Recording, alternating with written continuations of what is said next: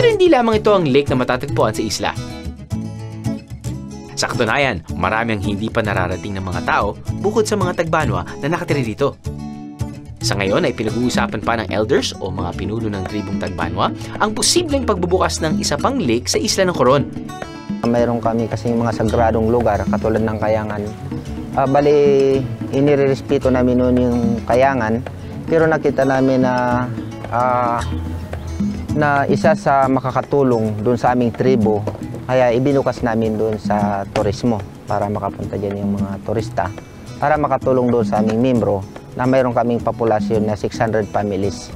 Maswerte tayong biyeheros dahil tayo raw ang kauna-unahang tagalabas na makakarating sa isa sa mga sagradong lawa ng mga Tagbanwa.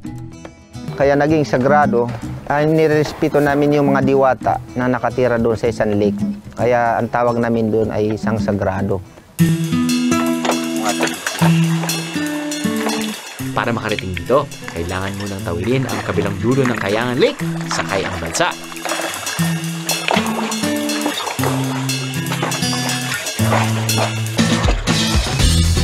Kapag nakarating sa Pampang, trekking naman.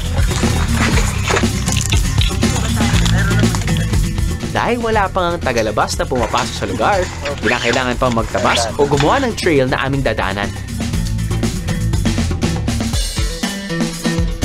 Matarik ang daang paakyat at mabato naman pababa.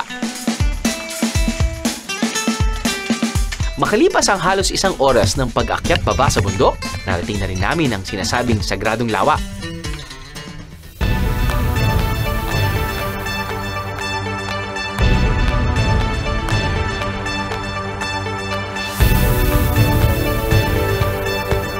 Ang tubig nito kasing linaw ng sa Kayangan Lake pero hindi ito maalat. Malamig.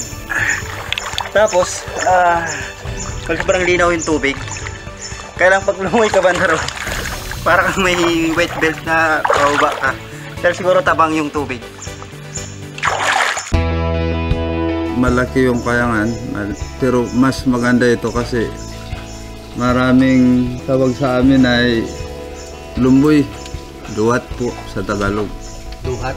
Oo, marami. Kung panahon ng umamumunga, yun yung katangian niya. Abang naglalakad ka paikot, ay maaari kang kumain ng lumboy.